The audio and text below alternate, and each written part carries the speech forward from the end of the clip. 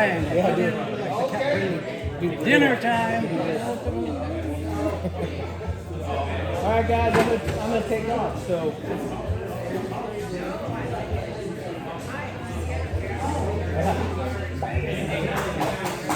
Hey guys, can you put your things up here? I'm Jim. Thanks for coming. Please help yourself to the bar. I want to set this up. The reason we thought this was relevant to the Hays County Neighbors Group, which is essentially a group of neighbors of Hays County, and their primary objective is get to know everybody, get to know what everyone's talents and capabilities are, and in the event of some sort of adverse situation, power grid goes down, snowstorm, ice storm, fire, whatever, you know who to call on. Everybody knows who's who, because right now Hays County works great. And that means everything we need is right here in Hays County, right? You don't have to go over to, Nebraska to get groceries or something. So we have people come in and speak about everything from how to raise chickens to how to can food to solar power to you name it. One of the things that we haven't covered, which when I read the morning intelligence reports is going to become an issue soon, if it's not already hitting you, is banking. And what I mean specifically is the banks that everybody uses. It could be First National, it could be some small one-off local Texas bank, it could be Wells Fargo, Bank of America, you name it. They're all getting into what they call the contagion zone, which last year, you'll remember, there were a couple banks in California that suddenly were in trouble, right? And they had hundreds and hundreds of millions, some billions of dollars. Well, guess what the FDIC can't do? They say you're insured up to $250,000. As long as you're first in line, they don't ever bother to say that part. So the systems that are staged up to go in action when a bank starts to fail and a bank run begins can only stop about one or two. They had four. And the whole world banking system was in complete uproar and panic because they thought they've lost three. They won't stop the fourth. The contagion will suddenly rocket across the world, and we're going to have the 1920s dirty, depression-style collapse. And they just barely, within hours, staved it off. Now, had that happened, remember all those cool pictures from 1920s? Sharecroppers and Hooverville and all the nightmarish stuff that created. So my good friend Dennis Santiago, who's one of our local guys, Dennis is just based right down here in Wimberley, we were actually speaking a while back, a couple months ago after church, and he said, I've got something you'd be really interested in. Well, Dennis does a lot of cool stuff. He's a cattle rancher in Montana. He's got his own, helicopters and airplanes, and he shoots a lot. And I thought, great, it'll be me shooting out of an airplane, doing a barrel roll over Montana. And he said, whole life insurance. And I thought, oh, you got me. I thought you were serious. And he stayed straight. He said, no, I'm really serious. Yeah. So I said, Dennis, what in the hell about my personality makes you think I would ever think about insurance, much less living a whole life? And what? And I'm actually surprised you're all still sitting here after you said that. Exactly. Holy man, Cal. So Dennis said, I want you to look into this. I want to teach you something. And he said, because you've expressed an acute disdain for the banking system and how it works, because I know quite a bit about it. I've even had City National Bank, Wells Fargo, and Bank of America as clients at one point for certain work that we did. And are they a group you would rather not be around and in business with? Because, man, the way they roll is literally as dirty and corrupt as you can imagine. And so, and I'll give you one example. It's called fractional lending. You probably all have heard of it. If you haven't, it simply means if you put $1 into the bank, they can loan 100. How safe is that? Well, any 12-year-old who does math would say that's a big risk. Now they can do, according to a friend of mine who's a PhD in economics and an advisor at the New York Federal Reserve, infinite fractional lending. You give them $1, as long as they toe the World Economic Forum line, they get to be higher ranked in the line of banks that get first shot each year at the new money the Federal Reserve prints. You see how far off the tracks this is getting, and that's what's starting to shake the foundation over there in California, and then we see that all over the place. So, who here has a bank account? Raise your hand. Yeah, that's right. Every single person. Who here has an alternative? Raise your hand. 1, 2, 3, 4, 5, 6. Okay. Maybe 7. I don't know if that was a raised hand or they're looking for beer. So both. What Dennis is an expert at, he's got a huge financial background. He's done absolutely everything you can think of in finance for, pushing 40 years. He knows his stuff. And when he showed me what it was, I thought, this is the most fascinating thing that I've never been interested in my life. And I started digging into it. Then he said, I'm going to throw you a challenge. I want you to get your state license. And I thought, why? And he said, because I want you to really understand it. And then I think it's going to be valuable to your family, to my daughters. My daughter Lua, who you may have met before, is here. My other daughter Camille's back at the house helping mom take care of the animals. So I did. And, knocked that out, got that just for the understanding sake of it. One of those things you never think you'll have. It's like being a priest. You think, what? By the way, Dennis is one of those too. Here's why I think it's critical for the Hays County group and anyone who we talk to and the other groups that I'm speaking to about this. It's a significant alternative that is over 180 years old. So think of the U.S. Congress. A lot of those folks are either rich when they get there or they leave rich, right? One of the places they put the vast majority of their money? They put them in these vehicles. And the reason is it's different and it's solid. So these are pre-1913, which is when the Internal Revenue Service was temporarily stood up to fund World War I. And that's when temporarily they began to tax your income, and temporarily they began to tax your land, and temporarily they're still doing it. And we have never seen taxes go down. We see it look like this a little bit, just some cheesy, up, but it's never going the other direction until something dramatic happens. So all of your wealthy guys in 2016 stopped presidential hopeful Donald Trump in his tracks when he said, here's a list of cool things I'm going to do to make this country great. Most of them were damn good. There was one on there that everybody on both sides of the aisle took strong objection to. He was going to tax these giant contracts. And they were like, are you out of your mind? Nobody will let you in. We all have our money in there. And he's like, okay, I'll take that one off. So he did. So these are quite well protected because the so-called self-dubbed elites stash tons. Now, you want to know how serious these are and how highly bankers think of them? Bank of America has a reported $49 billion of their money in these vehicles outside of the banking system. Why? Well, they can show insurable interest, so they can take out an account on anyone who takes out an account. So if I open a checking account, savings account, CD, whatever, they've got insurable interest. They instantly open an account on me. They're the owner. They're the beneficiary, basically, and I'm just a pawn. Well, why are the banks putting their money in these things? Why do these guys have virtually all their money in these suckers? And we'll show you a couple of the key reasons, but one of them is they're unbelievably secure. So some of these companies, correct me if I'm wrong, Dennis, are 180, 150, 180, a couple of them are in the 200-year range in existence. Now, the reason they've done so well for so long, they got through the Spanish flu, they paid out a lot of death benefits. They got through World War I, World War II, you name it, Depression, they got through all of it. They never missed paying out a death benefit, and they never missed dividends. Dividends went up and down a little bit, but they never missed them. Here's what a dividend is in this issue. If you put $500,000 or you put $50 into a checking account, they pay you a paltry amount of interest. It barely, and sometimes doesn't, keeps up with inflation, which is about 4%. They make the dividend, meaning they speed trade your money. You put in 50, they speed trade, 50,000. You don't get any of that. When you put them in these vehicles, they give you dividend because technically you've opened an estate. So you look at it as, somebody might say, well, this is insurance. That's a benefit that is additional, but that's not why you do this. And it's moral, ethical, and completely legal to do this. That's why all your rich guys do it. I was associated with a group called Tiger 21. You can look it up later if you want. Tiger 21 is a high net worth peer-to-peer group. I'm not high net worth. Nowhere near these guys. They talked about their $1 billion hotel investments and all kinds of wild stuff. And I would sit in the room and think, I'm in the wrong room. This is ridiculous. But they all talked about this. And I glazed over, didn't care, didn't want to hear it because it just didn't interest me. Now that I know a good deal about it, I know why they're doing it. Because your cash stays liquid, even though you're getting paid interest and dividends, because as a mutual fund, they're called mutual for a reason. As a mutual fund, you're mutually an owner. You own an estate. So think of it as a bunch of estates, and the companies, the HOA. They manage everything.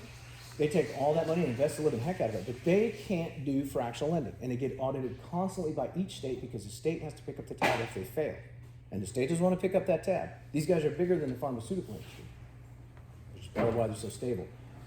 So they have to prove solvency constantly, and they have to have hard assets. If they say they got $250 billion under management, they've got $250 billion in assets that can be proven at any given time on a spreadsheet. Like, here's the timber we own, here's the coal we own, here's the land we own.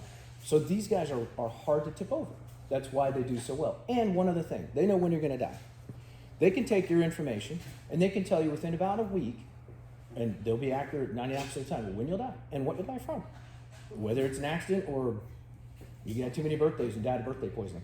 The reason they could do that is because they're so old and they've run literally billions of actuarials and they've got all that data and they just smash it and smash it and smash it. So some of your best mathematicians in the world, those super geeky dudes who pour out of Harvard and Yale and are just math freaks and spoiled the curve in college and drove you nuts, like my daughter who's like that in math, those folks get the most salary going to these companies because they need that staggering mathematical capability.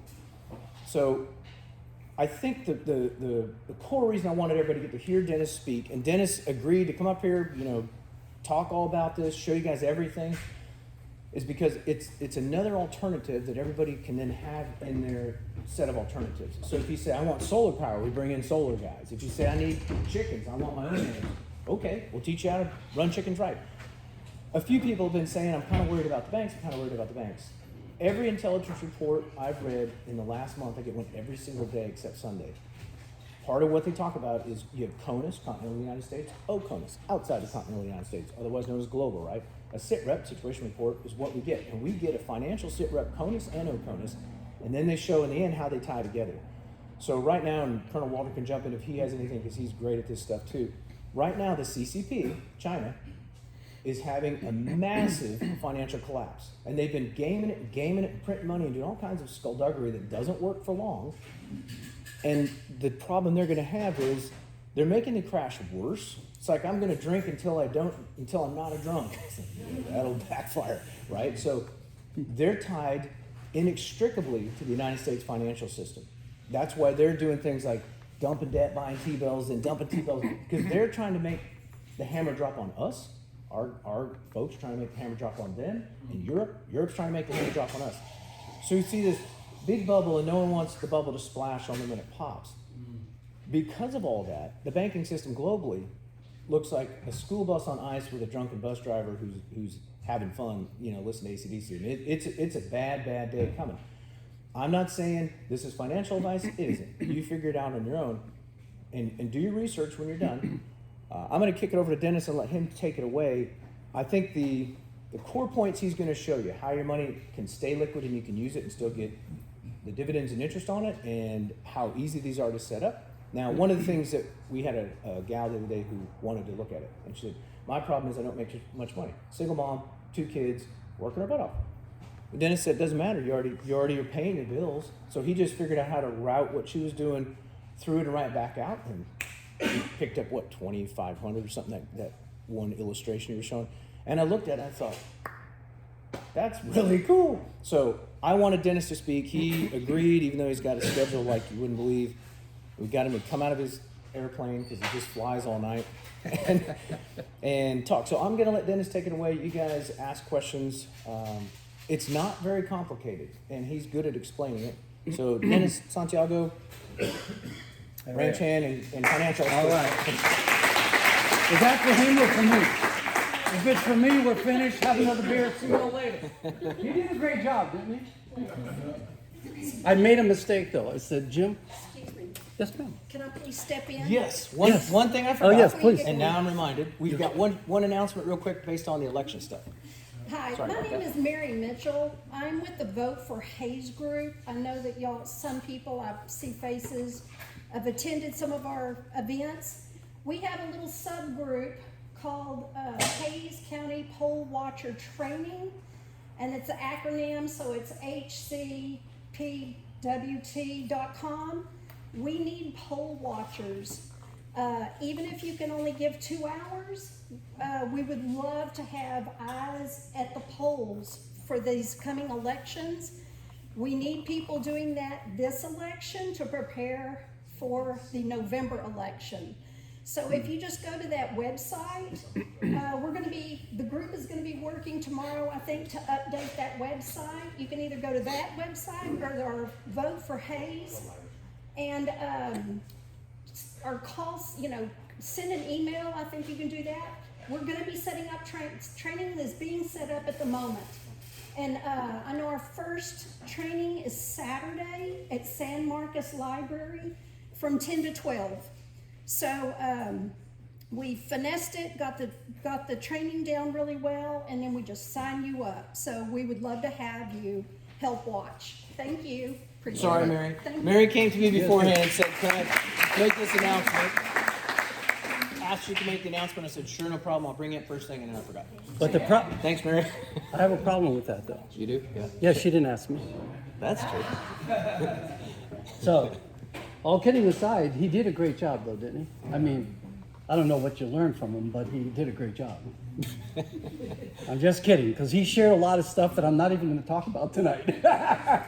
So you're really going to be in a quandary by the time I finish, because you're going to walk out of here probably going, who are these knuckleheads? They have no clue what's going on, but that's okay. My Lord loves me, my wife loves me. I get home, the dogs don't bite my legs, and I'm good. But despite what he says, I don't fly all night. I'm a homebody. I love being at home and do a lot of stuff there on the ranch and stuff. But all kidding aside, some of the things he touched on make a lot of sense. I think we can all agree that today, this world is a whole lot different than it was 5, 10, 15, 20 years ago, 30, 50 years ago.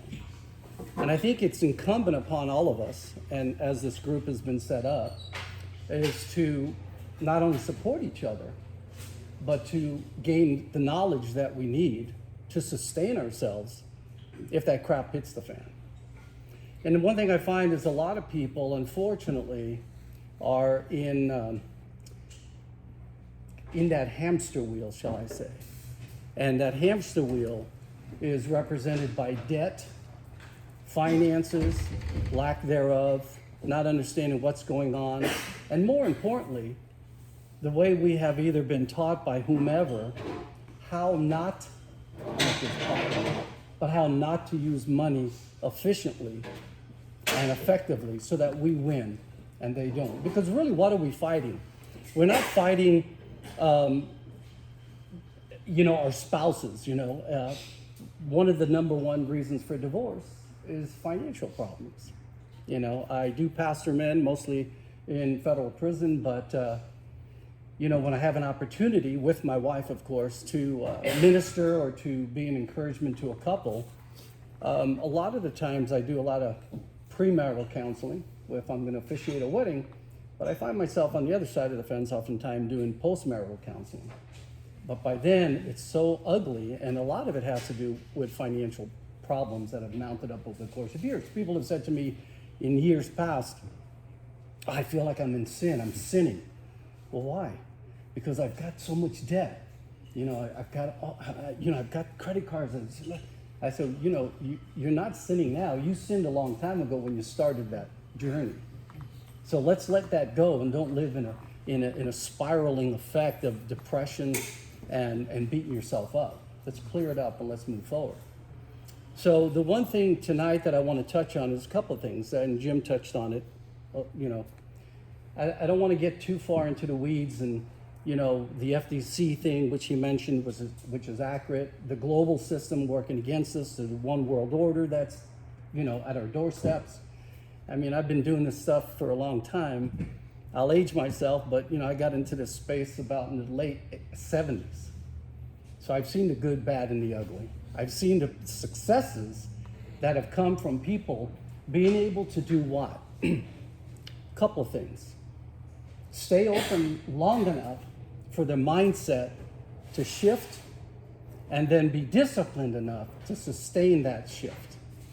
And what I mean by that is ignorance is not a bad thing. If I look at you and go, you're really ignorant, and we're talking about a topic or a subject, it isn't a disrespectful thing. It's not that you're stupid or dumb. It's that you lack information. You lack knowledge. So I'm going to show you a couple of slides here that kind of touch on that. But really the main thing for me tonight is, and I kind of struggled with coming tonight, to be honest with you, because I even talked to Jim a lot about it. He had to keep shoving me out the door. I do like to. He kept trying to veer off. Yeah, I'm not a real public guy. I'm not like Nate that, he's up there hooting and hollering as a, being on the school board. Yeah, baby, go. I'm kind of like, I like to sit at home and watch, Hallmark movies with my wife. Despite all the crazy craziness that I do. But in all seriousness, I'm going to touch on a couple of things. Really, I want to not give you a lot of details of really what I've been sharing with Jim, but more so kind of a bigger picture, because it really boils down to, again, a mindset shift or change. If we can't change how we think things should work or how we've been doing it, really to jump over to the other side is going to be a struggle. I do know this, when I show people, well, I'm not going to show you tonight, but when I sit with a prospective client and I show them some of the details that Jim touched on, they're like, wait a minute. And then all of a sudden I can see the lights bursting through their pupils of their eyes, because all of a sudden the lights are going on and they're going, oh.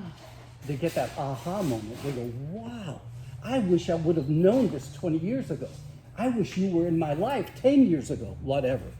So the last thing I want to say before I show you some of the slides and we kind of move through it, and I'll move through it pretty quickly. I didn't want to go too long with this, but is this. I'm here not to talk about any of this. I'm here to teach you how to raise chickens. I'm just kidding. I heard a lot about that tonight. But in a sense, that's not a bad metaphor. But I do have a golden goose I am going to share with you.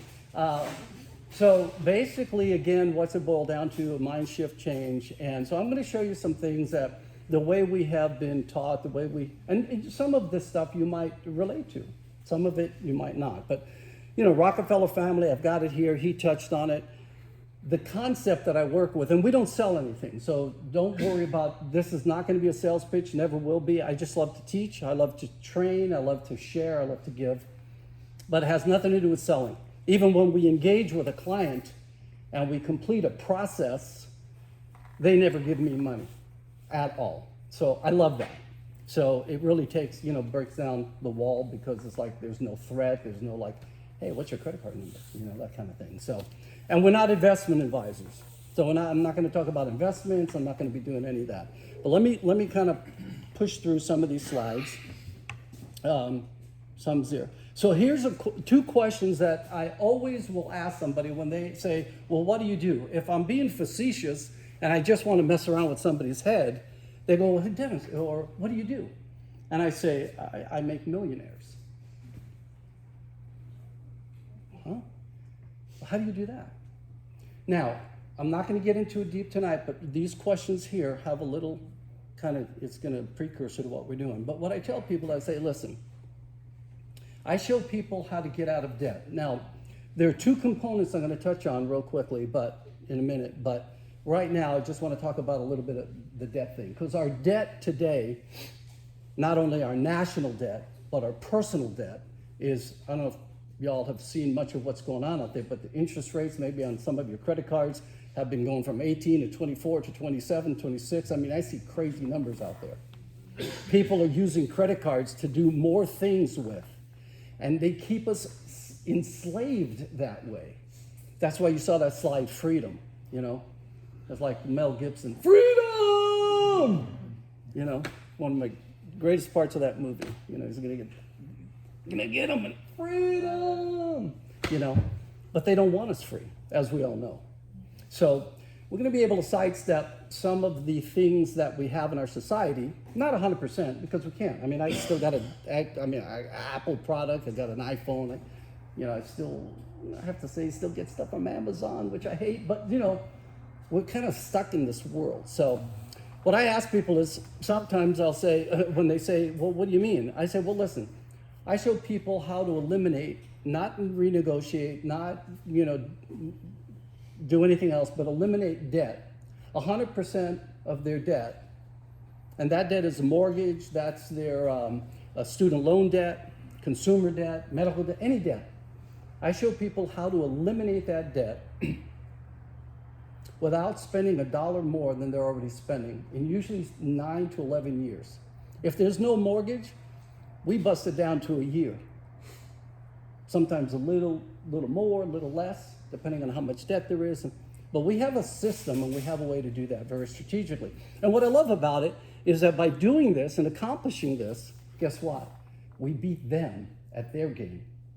The banks, the mortgage companies, the lenders. I was just coming up here with a client buying a house in Waco.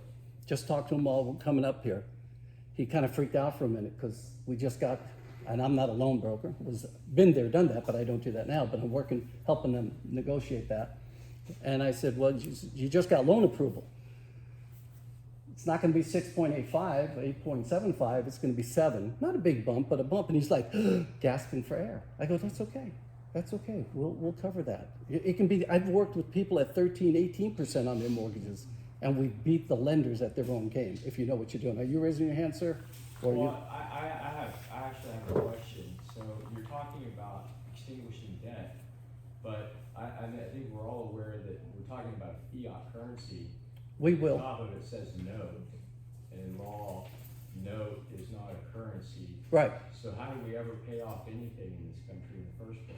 Well, I am actually not going to address that question now, but we can talk afterwards. Because that'll take us down a rabbit hole that we'll no apologies. I'd rather catch the questions later, because we'll sit here and we'll be spinning off, and I can be here till tomorrow talking to you about this stuff. So, and answering, and answering these questions. So we can do that. If you have any questions at the end, he said we'll have a Q&A. We're not going to have a Q&A. What you're going to do, what I'm going to say and suggest, is just come up to me, say, hey, I want to talk to you, and we'll exchange a text. Remember, this is not a sales pitch or anything, but I'll answer any of those questions throughout the week or what have you. So anyway, so let's go forward. So a debt is only one part of this thing. We eliminate it, and why am I bringing that up? Because again, as long as we stay in any kind of debt, they're winning, we're not, number one. Number two, there's a procedure to properly and efficiently and effectively get out of debt where we win and they don't. Follow me? So we don't, business people, sometimes it's good to have debt, sometimes it's not good debt. So it's good and bad debt. It's like cholesterol. Good cholesterol, bad cholesterol. So we have to understand where we're at, where we're going, and how the money system works, how everything has to come together. So basically, this is just touching on the essence of one component that once this can be eliminated, everything else just flies through the system, and you're in control of everything, and you can beat them at their own game. So, undoing what we think we know. Remember, I talked about a mind shift. So the mindset has to shift. So let's look at what we have here. So as I just read the slide, you know we don't know what we don't know. But it isn't so much what we don't know that's the problem. It's more a matter of what we think we know that just ain't so. Kind of a little crazy, eh? So said another way, it isn't what you don't know. It's what you don't know that you don't know. That's the problem. Okay?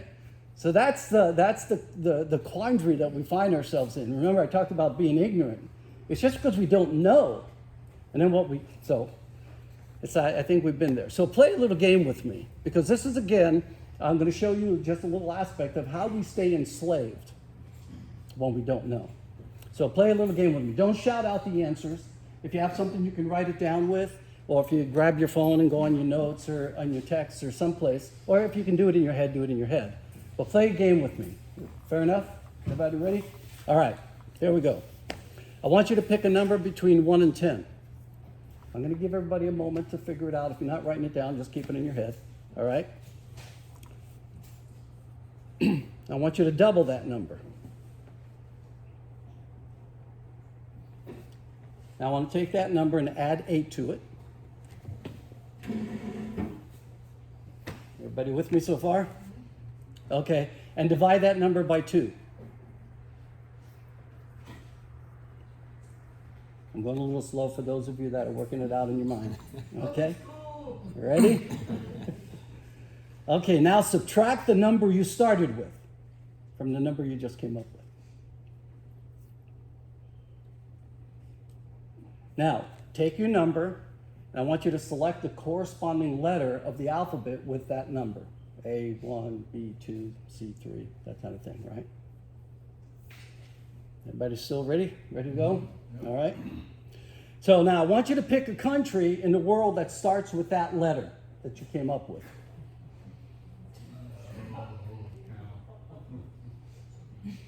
Now take the next letter in the alphabet that follows that letter, and now I want you to choose a typical zoo animal that starts with that letter. Ready? Now pick the color of that animal. Burns, don't be laughing at me over there. Okay, so first thing, how many of you came up with Denmark? Okay. Weird. How many came up with elephant? How many of you come up with gray? All you guys who are looking forward in the front don't see that almost every hand's going up as he asks these The questions. majority of the hands went up on all three of those. How do I know that? How did I get to know that? I'll tell you why. This speaks to how they keep us enslaved. Can anybody guess one word? Probability? Predictability. It's like he said earlier, they already know how we're going to think, how we're going to go. All they've got to do is throw the fodder out there and we just go like chum. Man, we're on it. Predictability. That's a scary thing, right? Scary thing. So that's why I said we want to begin to start using our minds differently when it comes to our financial lives, because everything in our lives really kind of evolves and revolves around finances. Paying bills, what kind of toilet paper we buy. I mean, it's crazy, but that's the way it goes. In fact, we were talking the other day, and I was reminded that Jesus spoke of two things more than anything in the Bible. The first thing he talked about more than anything was money. Love was right behind that. So you'd have to stop and think logically, if you talk that much about money, there was a reason for it. We've all been kind of duped. So let me give you an example here. I want you to kind of raise your hands here in a minute, but if your money was earning 4%, would it make sense to borrow money at 6%? How many of you think it would make more sense to borrow money at 6%? Anybody? How many of you? Okay, let's go here. I'm going to show you the difference between cashing, buying with cash, and financing, okay, which makes more sense. So let's say you have a $30,000 savings account earning 4% interest for 5 years, and you want to go buy a vehicle. And it doesn't matter if you want to buy a tractor, if you want to buy a horse, if you want to buy a Learjet or a helicopter or a car, it doesn't matter, whatever it is you want to buy. So the illustration doesn't necessarily have to be a car loan, it could be anything. So you got $30,000, or you want to get a car loan for $30,000, you're going to pay 6% interest for 5 years. You're going to have put out $34,799.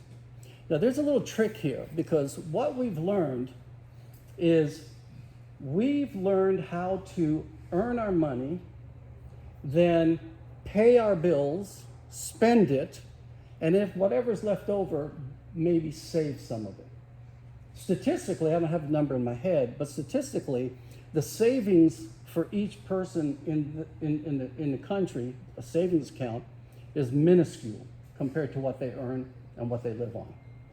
So there is a way to beat them if we learn how to spend and save at the same time versus spend and then maybe save, because that's an if. There's an if between that. Spend, maybe, if, kind of, maybe save. But we know how to teach people how to spend and save and grow wealth at the same time.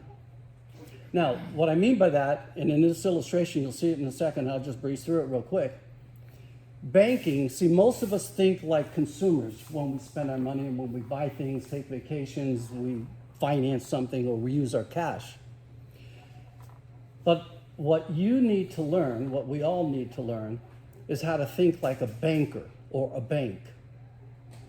See, because the banks know how, in the fractional world, how to maximize a dollar. And the way they do that, very simply, is they make that dollar work twice for them. That's really, really elementary, okay? We, as consumers, know only one way, and that's to use our dollar one time. And I'll show you what I mean by that in a minute. But in this illustration, the key is going to be to teach you or to show you, just in brief, how to make your dollar work twice, just like the bank does, so you can benefit just like they do. So in this illustration, the earnings at the $30,000 versus the $30,000 on a car loan, you will have a $1,700 gain. And what I mean by that is, with your savings, it's an appreciating asset, and it's going to grow every year. I think we all know that, right? It's going to grow year 2, year 3, year 4, year 5. Year 5, we have $36,499. If you take the difference between $36,499 and the $34,777, you've got a gain of $1,700. So on the left side, we're showing money growing at compound interest. On the right side, a depreciating asset, if we want to call that an asset. I don't think cars are assets. But we're going to get it down to 0, but we have an outlay of $34,799. So saving our money. So there's a way that we can couple those two things together. So in this illustration, at the end of 5 years, and let me liken it to a mortgage. With a mortgage, you might have a 30-year mortgage. At the end of 30 years, hypothetically, you'll have paid, if let's say it was a $100,000 mortgage, you might pay $300,000 to the lender. So you got $200,000 in interest that you've put out in 30 years. So what we show people is, by taking the same money they're already spending and beating them at their own game, we can reduce that down to 7, 8, 9, 10, 11 years. So just imagine with me for a moment, if I can take you and I can say, you have a $300,000 mortgage, or you're going to pay $300,000 at the end of 30 years, right? But instead, I'm going to show you how to pay it. Let's round the numbers off. Let's say 10 years, all right? So in 10 years, you can pay off your mortgage. Now your mortgage is free and clear. But at the same time that I'm showing you how to pay off your mortgage, I'm also showing you, with the same dollars that you've already been spending, how to grow money. So all of a sudden, at the end of 10 years, she has her house paid off. She pays herself back. There's a process of paying herself back. And then if we go all the way out to 30 years, she'll have the house having been paid off for 20 years, but she'll have possibly hundreds of thousands of dollars in an account that was growing tax-free, that she can use every day of her life for those 20 years that she had the house paid off. So option A, stay on my regular journey and pay my house off in 30 years the way they're teaching me to use my money. At the end of 30 years, what do I have? A house that's paid off in 30 years, and it's okay. We're happy about that. We've been taught and trained to be happy about that. But option B, do it a little differently. You not only pay off your house in 10 years, but at that 30-year mark, you have a house paid off plus $1 million sitting in an account that you otherwise would never have had, because they don't want you to learn that. That's what they know how to do. They don't want you to know how to do that. Okay? So, if we go on here, the key is understanding compounding interest. And Albert Einstein said, it's the 8th wonder of the world. Those that understand how interest works, they earn it. Those that don't, they pay it. Got it? So, let's move forward past this little slide here. Have you ever heard about the doubling your penny kind of thing? Has anybody not heard it? A couple of people? Okay. So the question would be, if I walk up to you and I say, I'm going to write you a check for $1 million right now, or I'll give you a penny a day and I'll double it for 31 days, which would you like? You don't have to answer that. But interestingly enough, over the years I've done this, a lot of people say, I'll take that $1 million because I can use it right now. Not thinking that if you allow that penny to grow and double every day, by day 31, there's over $10 million. Now, if somebody doesn't understand the effects of uninterrupted compound interest, that's the key. It's not just compounding interest, but it's uninterrupted. So the key is this. If you notice the arrow pointing at day 22, so imagine this. Somebody comes up to you and says, you're watching your account, you've got 20,000 there, and your best friend comes up to you and says, hey, I just got diagnosed with this rare, unique disease, and it's terminal. And I don't have the money to pay the doctors, and the doctors are highly specialized in this, but they only take cash or money up front, COD. They don't allow insurance or anything, and I need $20,000. So the question is, what do you do? Do you interrupt the flow and give them the 20,000? Or do you think outside the box, beating them at their own game, and say, you know what? I'm going to go down to my local loan shark, Mr. Jim. And Mr. Jim is going to do what? He's going to loan me the 20,000 for 2 weeks, but he's going to charge me a usurious amount of interest, 1,000%. Maybe more. Maybe more. Well, let's say it's 1,000%. So in 2 weeks, I've got to pay him, what is that, 200,000? Mm-hmm. Maybe more. No, $200,000 if my math is correct. Now, which would you do? Would you take the 20,000 out of your account to help your best friend, or would you go down to the loan shark and borrow money at 1,000%? I venture to say most people would cringe at the thought of going to a loan shark to borrow money at 1,000% to pay back in 2 weeks. But if they understand what's happening here, that's not going to be a problem. Because first, the problem is if they interrupt the compounding interest cycle, they're back to day 9 in their account, starting at $2.59 or 58 cents, whatever it is there. They've interrupted that cycle, that flow. Conversely, if they were smart, they got the loan shark money, took care of their friend, paid back the 200,000 because on day 31, less than 2 weeks later, they have $10 million plus. That's the difference in compounding. That's how compounding interest works. It grows exponentially, especially later, not so much earlier. We got to understand those basic principles. So, everybody starts at 0. In our financial world, everybody starts at 0. So, there are 2 types of people. There are savers and there are spenders. They know that. Remember predictability. They know that of us, right? So, let's say we start at 0. The first thing we're going to look at are the people. You don't have to raise your hand, but just mental note. How many of you love, and I've been guilty of this for years, on and off, a long time ago, buy everything with cash? The Dave Ramsey model. How many people finance things? Those are the only 2 types of people out here. Either you pay cash, you got no more payments, I just pay cash, or I'm just going to go ahead and keep my money in the bank, but I'm going to get credit and load up on my credit and pay that way. So let's see what it looks like. So with cash purchases, when you use your money, you have what we call opportunity cost. You're going to have a loss of money.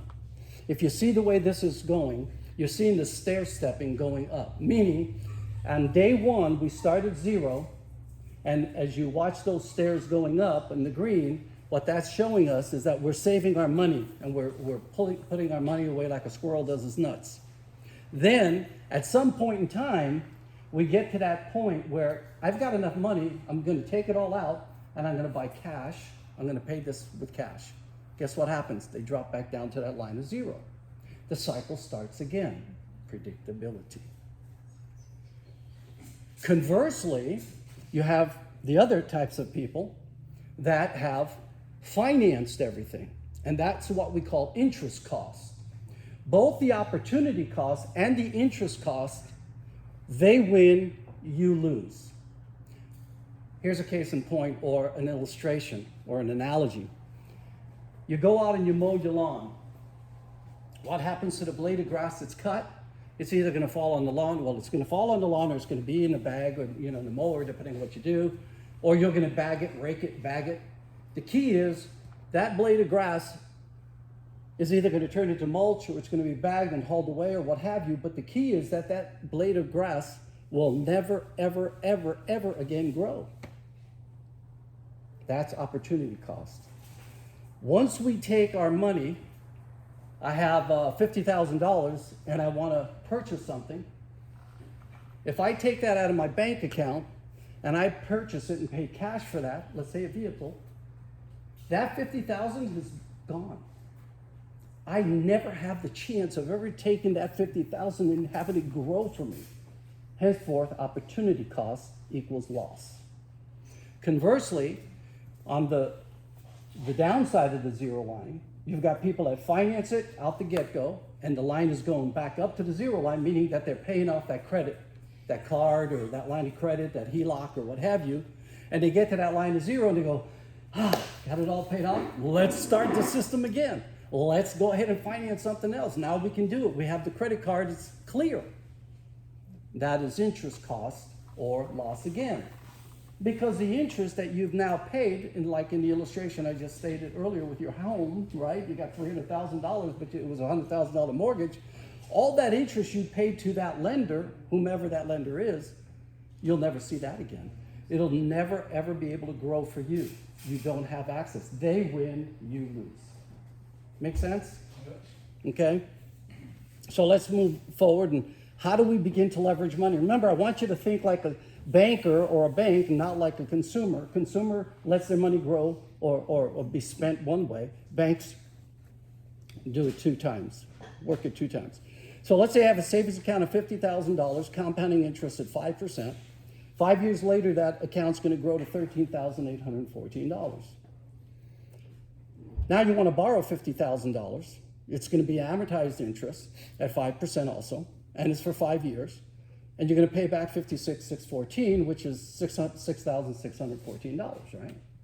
So here's the key, is how do we do something with our money, invest, purchase, what have you, and earn money at the same time?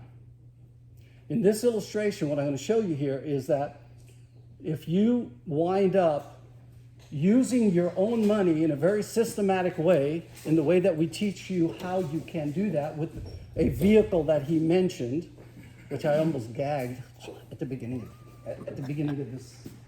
He said a word that's like, I almost said, standing behind me, Satan, but I refrained. Is this. So you've been able to grow your money to 13.8. You borrow money against yourself, and I can share more on how that works. It's going to cost you some money to use money, but in essence, you'll always make money, if that makes sense.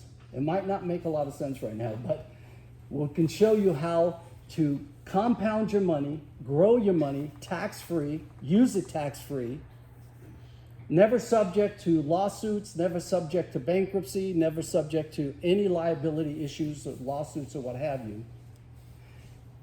And if you take money from your own, what we call bank, we call it Bankless Banking, from your own bank, it's going to cost you a little bit, but the upside is you'll make more than what it costs you. In this illustration, it shows that you'll be able to keep $7,200 and still save and borrow, save and spend. So the key is, if your money can do both jobs, wouldn't you want to keep the difference? Wouldn't you want to do that is the question. Wouldn't it make sense? Wouldn't you understand more? I'm not giving you the details today or tonight, but wouldn't you want to know more? I think you would. Let me give you a case in point. How many of you own real estate? Don't be shy. Come on. How many of you own 20? No, I'm kidding you. So if you own real estate, you understand the mortgage thing here, right? So what do we have in a mortgage? Most people buy a home and they get a new loan or they refinance, and guess what happens? Their loan broker, their loan agent says, hey, I get you a great rate, 3%, 3.5. How many people do we know that when the rates were down, everybody's bragging, I got a 2.75, I got 3.25, and I got 3.5. And now everybody's cringing at 7%, 6.85, they're going crazy, right? But the key is this, again, predictability. They know how to beat us at their game because we don't know the rules. 3 things in a mortgage or 3 things on a loan. You have interest rate, then you have an APR. And you don't have to take my word, like Jim said, do your own study, but you take any mortgage statement, you take any closing cost statement, an escrow statement, any statement where the escrow has reconciled buyer and seller costs, yada, yada, yada, and then you look at your note and you see, what are you gonna see? 3 things.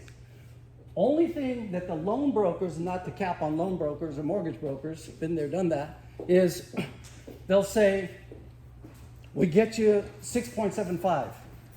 Man, that's okay, I can live with that. But the APR is 7.25. But there's one component that's missing that nobody talks about. And can you all see that on the slide? At the very bottom, it's called a tip. And it's not a nice tip. It's a good tip for them, but not for us. It's a total interest paid. What's that number? Can anybody see that? 128%. 128% on what?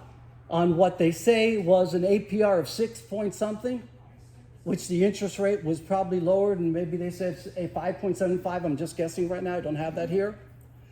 So, how can we miss this? Because they want us to miss it. Predictability. They don't share, and by law, they don't have to. It's there. They say the big print giveth, and the small print taketh away. And when we don't read the small print, it taketh away from us to them. Their coffers get filled, ours don't, and we're in that rat race always trying to figure it out. So, what we do is when we show people how their financial life looks like, if somebody says, I've got a credit card, I've got a house payment, I've got this, I can put it through our software program and immediately say, listen, they say you've got an interest rate of 7.5 or 18.99, but your net effective interest rate is 78.8 or 75.3 or whatever. I'll end with this with the real estate side. Definitively, almost 100%, if not 100%, I always like to leave a little margin there for error, right? I can show you that the only way this loan right here, and let's just say, for argument's sake, they said it's a 6% loan rate, let's just say. So the people say, yeah, I got a 6% rate. The only way that's ever going to happen is if they hold on to that loan for 28 to 29 years, and only then will that interest rate, the TIP, will it drop down from the 168, 128, or whatever it is, down to that 5%. I can show you that with my eyes closed on any amortization schedule through our software program. It's shocking when people see that, because most everything, whether it's a credit card, whether it's a car loan, whether it's a loan on a Learjet, a yacht, a house, or whatever, the banks front load everything. And this is where they get you. How many of you have ever been approached by a lender, even during the times when the interest rates were down, where they know that you've been in the house 4, 5, 6 years? Statistically, it's about 7 or 8.2 years that people either move or refinance. They know that. Why? Predictability. So guess what? You get a call, you get a postcard, you get a voicemail, you get an email from your lender. You've been a great customer of ours, a great borrower. Guess what? We're going to offer you this rate if you refinance, and we can bring your mortgage down by $200. Who wouldn't want to do that? I can drop your mortgage down by $300, $400. You can pay off all your bills, and now with all your bills and your mortgage, if we consolidate and do a refi, we can get all that money down $200, $300, $400. How many of us have been sucked into that? You don't have to raise your hand. The key is this. Predictability. They know that once you do that, they got you, because remember the penny illustration? 25th day or whatever? If you gave up that money, you interrupt the chain, kind of the chain of command, you interrupt that compounding interest, you drop back down from $20,000 to $2.59. The clock starts over again. they're getting all their money up front. They're getting all their money up front. So it behooves them to keep us what? Enslaved under their thumbs. So we have to be careful. So the solving the lost opportunity cost, as I'm concluding here and coming to an end, is we show people, again, I love it because Jim came up with this. I'm going to give him credit for this. Bankless banking. It's technically in our world, it's called infinite banking. It's what it's referred to. Infinite banking. Been around for over 200 years. A gentleman by the name of Nelson Nash kind of came out with bringing it to the public, to our attention, back I think in the 50s or whatever.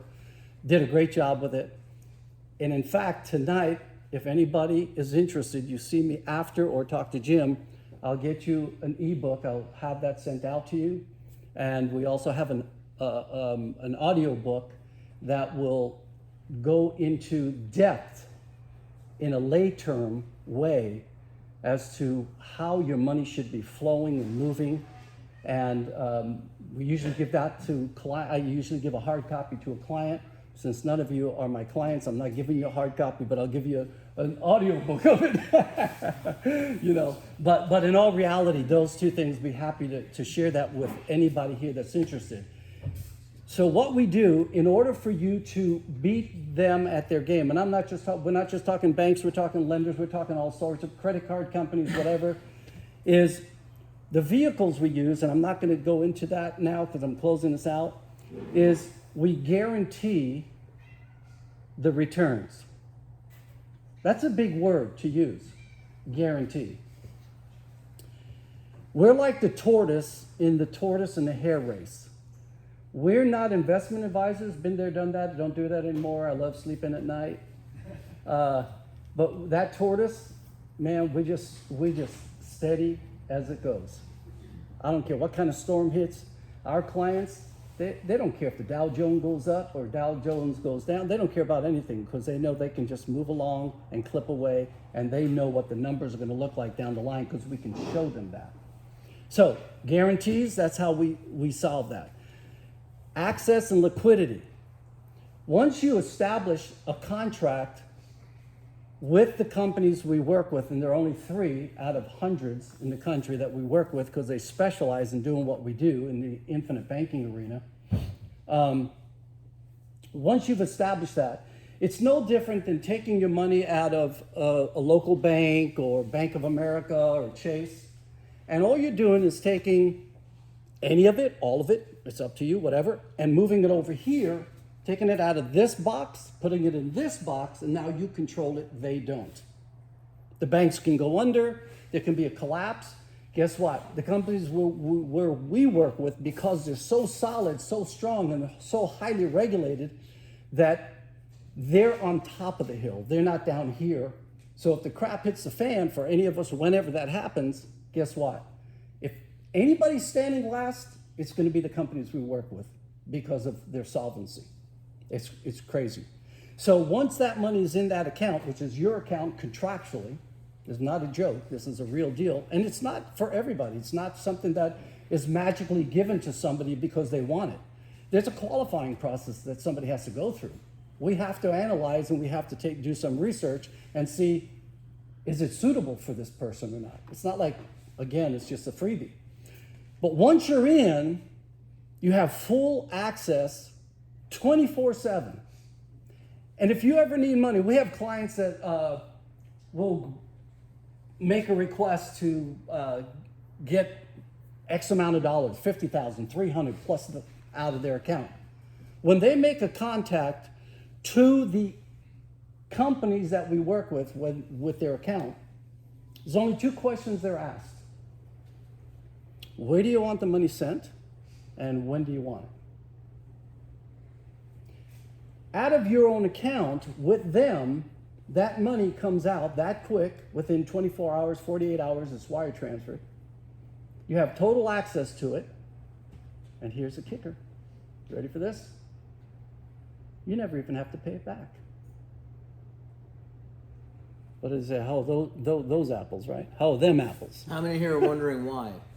And we won't go into the details right now, but imagine you have a bank account that has $100,000 and you need $75,000, let's say you want to do some real estate investing, you want to do crypto, I don't care what you want to do, you want to do whatever with the money, take a vacation.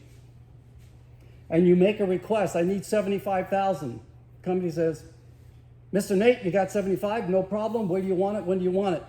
I want it here, I want it tomorrow, next day, whatever, okay, great, see you later, bye, boom.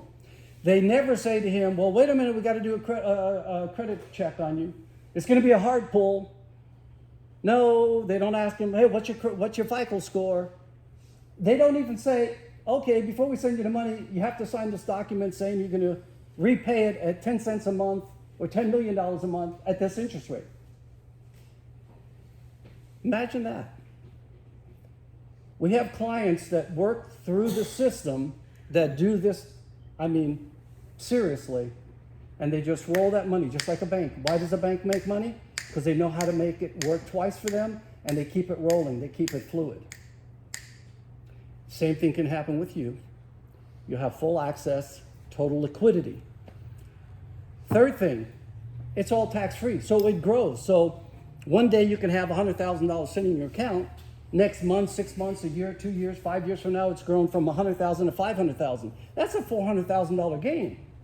Most of us that understand there's only 3 buckets to put your money in. You got a tax-deferred bucket, you have a tax bucket, and you have a tax-free bucket. The 2 buckets here are always going to be taxed, either now or later. So imagine you make a profit on something. It's called what? Capital gains? They want their share. IRS is going to come after you. $400,000, they're going to want their share. Whatever that share is, they're going to want it. In this vehicle, in this mechanism, you can grow that account from 100 to 1 million, never taxed. Inheritance tax? No tax. 0. 100%, and it'll go on for forever, and it becomes legacy money. Because money can only work when you're alive or when you die. I always ask people, what do you want your money to do for you when you're alive? And what do you want your money to do for you when you die? It's either you're going to live and use it, or it's going to become legacy money because you're going to leave it behind for somebody. So tax-free as it's growing, and tax-free as you're using it. So that account that grew from 100 to 500, if you needed 300,000, in situation I just shared, like with Nate needing the money, he takes $300,000 out, they send him 300,000. Guess what? It's never taxed. Why? Because it's a loan. And remember earlier, we showed you the difference borrowing money at 6% versus using cash at 4%. Well, guess what? Your money's going to earn X amount of dollars, but if you take some of that money out against what you have, they're going to charge you a little bit, but you're always going to make more than you take out because your account is never going to be interrupted and go down. It will always keep growing.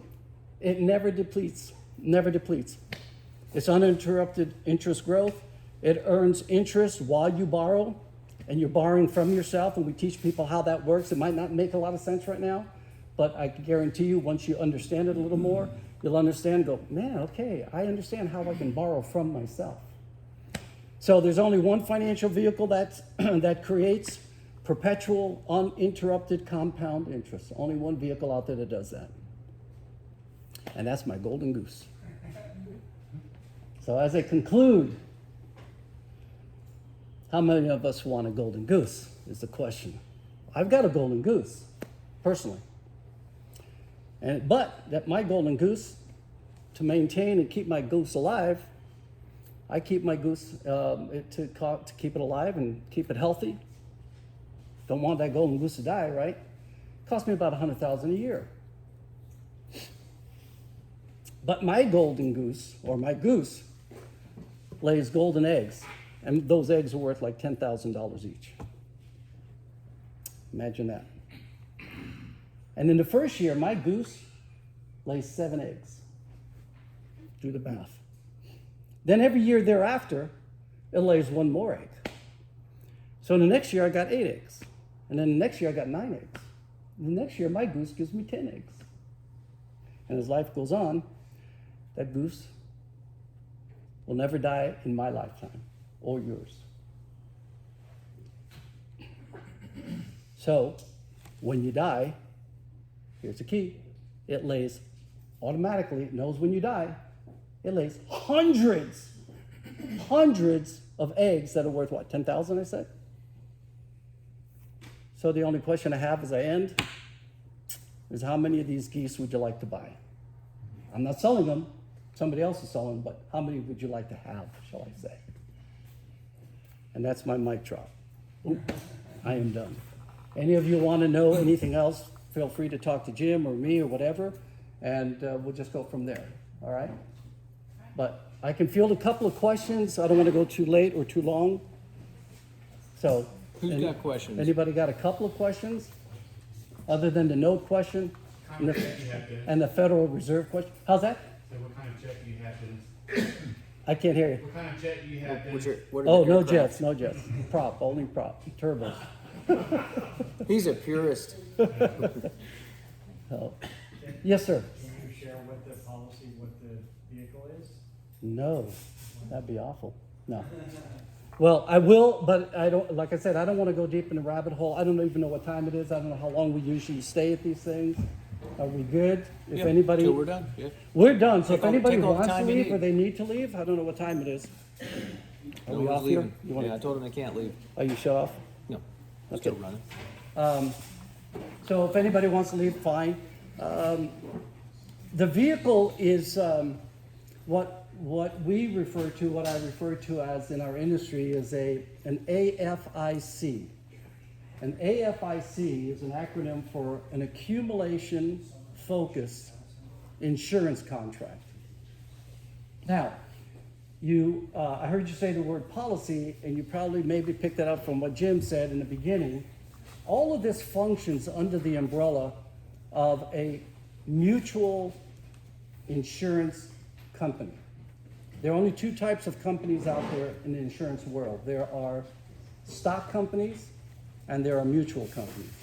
A stock company, if they make profit, and they typically do, that goes to their stockholders. But anybody engaged as a customer with that company gets zero, other than what they offer. The mutual company allows for the people that are engaged with them contractually to receive a guarantee plus the profits or the dividends at the end of the year. Because it's a mutual company. It's kind of like we all own it together, so to speak. So everybody is helping each other out by being a participant in that kind of a company. So we only work with 3 companies in the nation out of hundreds that is, as I said earlier, specialize in these vehicles and that have tuned this down so tightly that they never miss a beat. Yeah. So that's the vehicle we use. It's a contract. Now, technically it's, according to the insurance company, it's a policy, but when they provide everything they provide, it's contractually laid out differently than a life insurance contract. And therefore, it kind of falls into a different category. And therefore is why I never talk about life insurance, unlike this man here. No, I'm kidding you. I never talk about life insurance because I don't care about death benefit. I'm not selling anybody here or promoting or suggesting that you buy life insurance. It should be called death insurance, but that's not a good marketing pitch. So death benefits are irrelevant in our world in what we do because we're only focused on growth and accumulation. Ma'am, you had a question. What are the counterparty risks of dealing with these insurance companies? What are the counterparting risks? Are you referring to leaving or being involved with them? When you say Being parting, involved with them. what is the risk of being a participant with them, with this kind of vehicle? Don't insurance companies invest in, say, commercial real estate for their income? They invest in everything. They invest in many, many things.